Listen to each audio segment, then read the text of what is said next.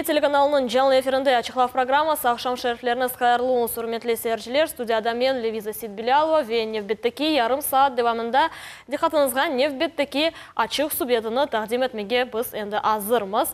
Ве студиямыздың мұсафирлері Чешит район векілерінің олмаға девам етелер. Бүгінгі мұсафирымыз исе Джурчи район мемориеті башны муавені Айдар Типпа. Айдар бей, сәлем алейкум. Алейкум сәлем, сәлем. Айдар бей, іштенлағаныңыз кібі бүгін сіздің районыңыз ақында сөз жүрсетежегіміз. Ве біріншіден мен біздің серджілерімізге мұражат етмеге істердім ки, үрметлі серджілер біздің студиямызда әр заман олғаны кібі жаңлы телефон чалышам. Ве шымды көрген телефон номері вастасы или студиямызға мұтлақа телефон açып, олған сөйлеріңізді бере білесіңіз. Бүгін студиямыздың мұсафыры айтқаным кібі Джурчи район мемориеті башының муавини Айдар Типпа олacak. О сіздің сөйлеріңізге жауап бермеге азыр. Шының үшін бұйырыңыз, біз сізді беклейміз. Айдар бей, Джурчи районы мұна Керчектен де мұна бөлі бір sıra суаллеріміз бар. Біз бір район векілеріне оларыны береміз. Іште бүгінді сіз еле сөз жүрсетечекміз. Джурчи районы үшін реабилитирленген халықларыны абаданлаштырмақ үшін, яғни обустройствосы үшін кечкен сене девамында не қадар пара айырылды? В том году было выделено на выкуп жилья более 7 миллионов. Мы выкупили 6 домов в разных селах нашего района, и около 230 тысяч было предоставлено на завершение строительства. Тоже те деньги тоже были освоены, предоставлены нашим людям, очередникам. Поэтому сработали мы на 100%. По выкупу жилья более 10 лет эта программа у нас не работала, но она в целом не работала. Поэтому вот сейчас ведем полностью восстановление очередности, прорабатываем сельскими советами, и восстанавливаем реестр районный и согласно реестру выкупаем дома. В этом году планируется финансирование на уровне прошлого года. Сіз айттыңыз, еді ев алынды. Ямына не қадар инсан невбетте тұрайды бұл евлерін алмақ үшін? Умуми алғанда? У нас по очереди сегодня стояло 47 на квартирном учете. Вот 6 мы купили, сейчас остается 41.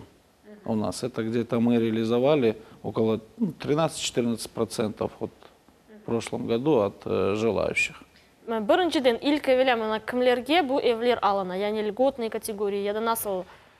Мы рассмотрели все вопросы по всем сельским советам и подняли очередность еще с тех времен, которые подавали, кто стоял первый, посмотрели, кто входит в льготную категорию, кто в простой категории. И вот согласно положению произвели выкуп жилья. Что мы нам бұл 6 ev сайыплері кімлер олдылар, кечкен сене?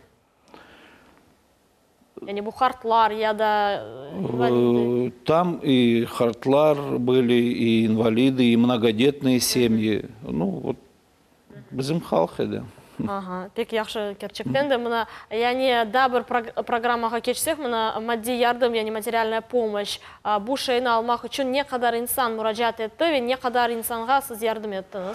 Ну, к сожалению, не все были документы, у многих желающих было 5 или 6. Ну, кто-то только начал, кто-то а так воспользовался только один человек, у которого был полный пакет документов, и который реально уже шел к завершению строительства. Поэтому вот реализовался полностью. Насыл мына более процесс бұл ярдымны алмақ үшін, яғни комиссия тәшкіл олына, sonra не олына? У нас создана в районе комиссия и создана рабочая группа, которая помогает, объясняет. Согласно тех положений законодательства, мы проводим учебу с сельскими советами, потому что квартирный учет они ведут, и они встречаются непосредственно с людьми. И сами выезжаем на места, ведем разъяснительную работу, объясняем им, где, в каких программах они могут участвовать. У нас же по выкупу жилья и по приобретению жилья не только мы работаем по национально-международной теме. А еще же есть другие программы. У нас тоже наши соотечественники там тоже участвуют. Это программа развития сельских территорий. Там участвуют и тоже наши соотечественники. Вот в том году у нас 2 получило дома оттуда. Ну, там по долевому участию. Это государственная программа. Есть еще программы для многодетных семей отдельно. Там тоже участвуют наши соотечественники. В том году у нас в целом по району 3 семьи получило такие дома. То есть программ много, работает, и кто желает, те и принимают в них участие. Да, білеміз мына Русияда более бір программа чалыша жилье для молодой семьи. Yani Джурчиде олешей. Да, и у нас эта программа работает. В этой программе могут участвовать молодые семьи. Особенное предпочтение преподносит тем, кто живет в сельской местности и кто работает в сельском хозяйстве, кто работает в общеобразовательных, там, в садах, школах и так далее. Они все участвуют, кто желает, и участвуют. И это есть возможность еще использовать и материнский капитал. То есть, ну, если молодые семьи еще без детей, то это одно. А вот там, у кого семьи есть уже дети, у которых есть материнский капитал, они могут его тоже использовать и получить, приобрести жилье. Yani bugün айтмақ мүмкін ме, мына кой территорияларында, койлерде инкишаф etmek için bütün işte условиялар, шарайтлер бар. Оле ме? Да, сегодня желание человека, он собирает согласно положению пакет документов и может участвовать в любой программе. Как я уже сказал, у нас работают по всем программам рабочие группы. Мы людям объясняем это при личных встречах, выезжаем на места, проводим сходы граждан. Мы практически в каждое село в год, ну, минимум 4 раза, вот, почти, ну, каждый квартал. Вот в этом году вот уже и с активами встречались, вот сейчас тоже проходят именно вот такие сходы граждан, мы дополнительно объясняем, ну, где-то произошли изменения в каких-то порядках, положениях, и это все людям объясняем, также в местной газете эту всю информацию даем. Ну, кто-то читает, кто-то не читает, кто-то от нас слышит, кто-то, вот такая информация, она идет, и как бы люди у нас осведомлены, что вот ряд программ работают. И в любой из них они могут принимать участие, собрав определенный пакет документов, как я уже выше говорил. Айдарбек, мына чоқ еллар давамында керчектен де халқымыз, чоқ ватандашларымыз ватанға қайтып, іште ось топрағында бір топрақ участканы алмақ үшін қач еллардан берлі невбетлерде турайды. Мына жүрчіде бұл меселе насыл іште бүгінгі күнде чезіле? Ну, такой проблемы бізде жоқтар. Почему? Потому что наш район один из самых первых, которые начали приезжать крымские татары, это еще в 1968 году. И многие крымские татары, работая в хозяйствах на тот момент, получили сельскохозяйственную землю, ну, пай. Попали в распаевку, и многие получили. Имеют сельскохозяйственную землю. И у нас сегодня нет проблем, если есть желающие получить участок для строительства. Пожалуйста, у нас для этого все есть. У нас сегодня очень много создается для ведения лично подсобного хозяйства. Земли государственные тоже мы содействуем. Сегодня создаются новые предприятия, это, ну, фермерские хозяйства в том числе, и наши соотечественники создают и участвуют в грантах, как начинающие фермерские хозяйства. Вот в том году у нас получили 2 таких гранта. То есть, ну, народ, кто активный, кто хочет, есть желание, принимает участие и землю, и по земле. Сегодня земля, ну, наш район сельскохозяйственный, основная доля – это сельское хозяйство. И, в принципе, Ну, как испокон веков так было, что район работал. Единственное, многие семьи отошли сейчас от земли, не занимаются, потому что нет северокрымской воды, которая, у нас же серьезная ветвь по району проходит Северокрымского канала. И многие наши соотечественники занимались землей, получив земельный пай сельскохозяйственный, они его не отдали никому в аренду, оформили, заключили договор, брали воду и ну, занимались семьями, выращивали сельскохозяйственную продукцию. Ну, к сожалению, воды не стало. Многие сегодня ищут другие уже, другую работу, ну, находят ее, работают. Некоторые остались и занимаются также дальше овощеводством. Ну, сегодня мы проговариваем и с Министерством экологии, и со всеми министерствами по бурению скважин, оформлению их, где это можно сделать. Потому что, ну, Алай-Шкур, вот дожди идут, как бы это тоже большая помощь для сельхозпредприятий, и фермеров, и подсобных хозяйств. Ну, сегодня только можно поливать вот с артезианских скважин. Яни шымдылык, мына меселенің чезілмесі тек скважиналармен бағылу, Да, білемі? да, да. Я мына ичмек үшін сув меселесі насыл тура мына жүрчіде? Ну, бізде проблема yok. У нас все села, 41 село, подается круглосуточно вода. Круглосуточно. Работает компания, мы провели большую работу, и сегодня как бы вода подается. Да, есть, к сожалению, проблемы по качеству воды. Ну, проводя вот сейчас реконструкции, меняем водопроводы, они тоже уже там им по 50-60 лет, до этого их не проводили. Вот только на этот год мы планируем провести реконструкцию по водопроводу около 16 миллионов. Ну, по разным селам будем ее проводить. Буквально вчера к нам приезжали представители, специалисты, мы проговариваем очень серьезно уже установку очистительных систем на воде, где будет новая трубопроводная система, там будем прям, планируем провести прям в общую водную систему, заводить чистую воду, очищенную воду от минералов.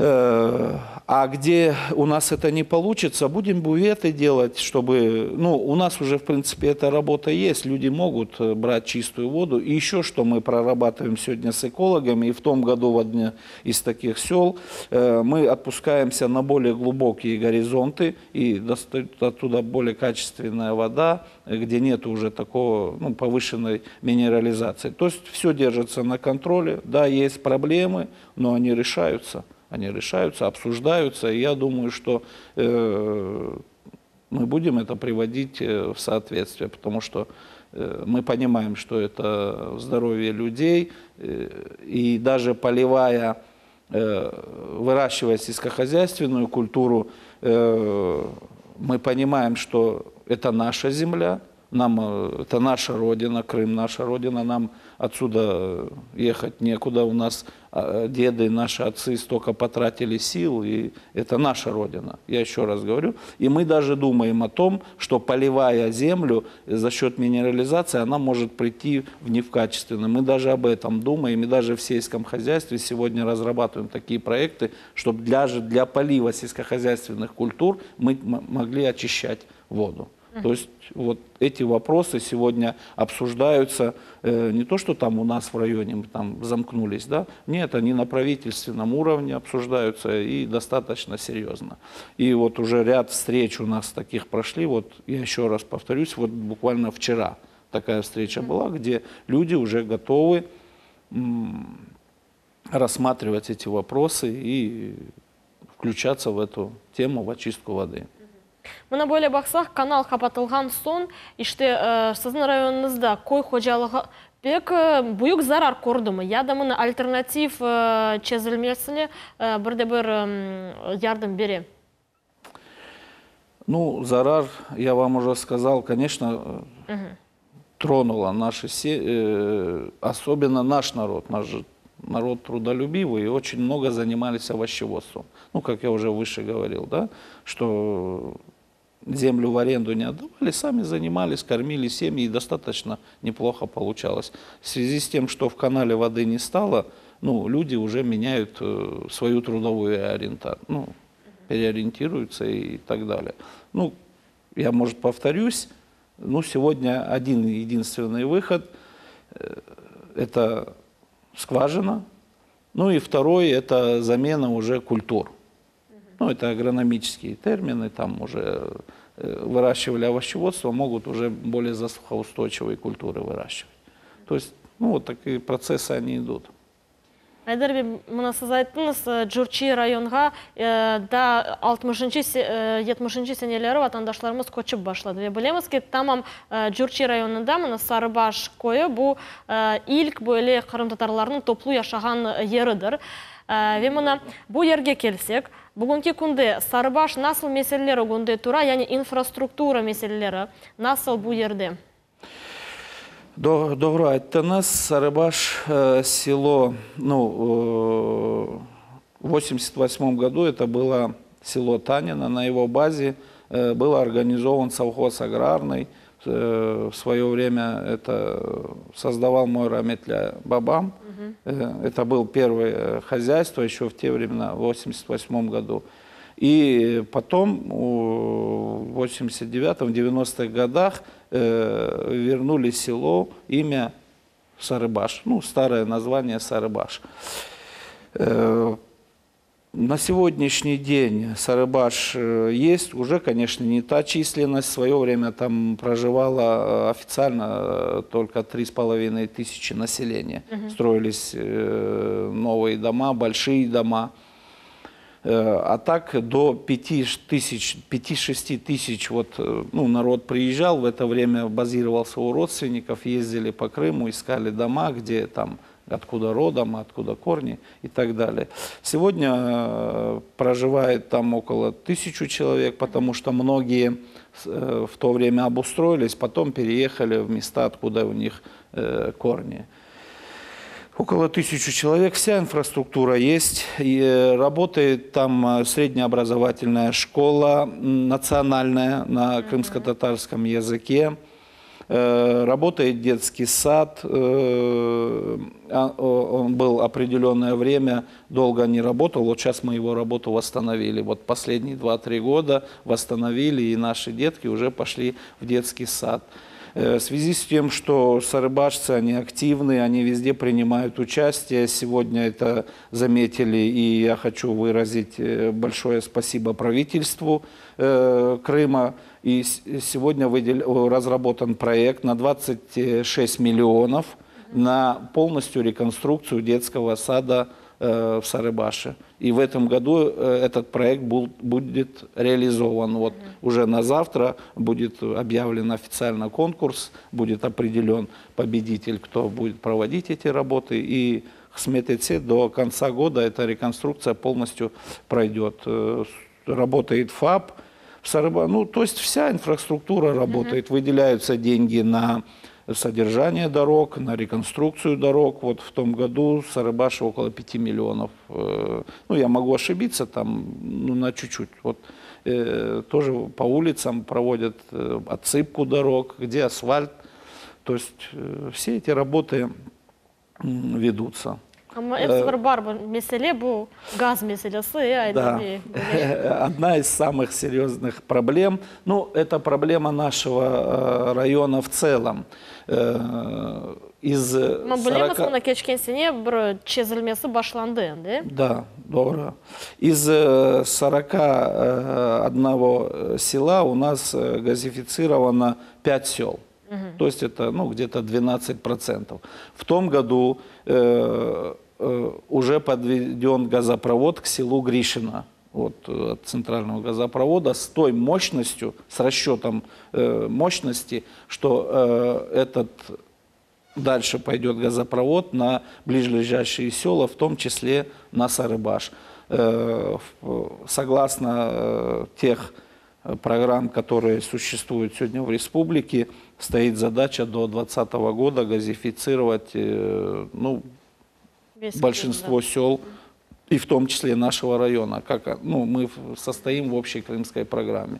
Подвели газ Гришина, как я уже сказал. В этом году полностью строительство будет идти уже уличных сетей газопровода, потому что мало подвести газ, надо, чтобы этот газ дошел еще до потребителя, поэтому этим занимаемся. А следующий шаг, как я уже, может, повторяюсь, и он пойдет в том числе и в село Сарыбаш, потому что, ну, как люди задают этот вопрос, и правительство сегодня серьезно настроено, что газ придет во все села.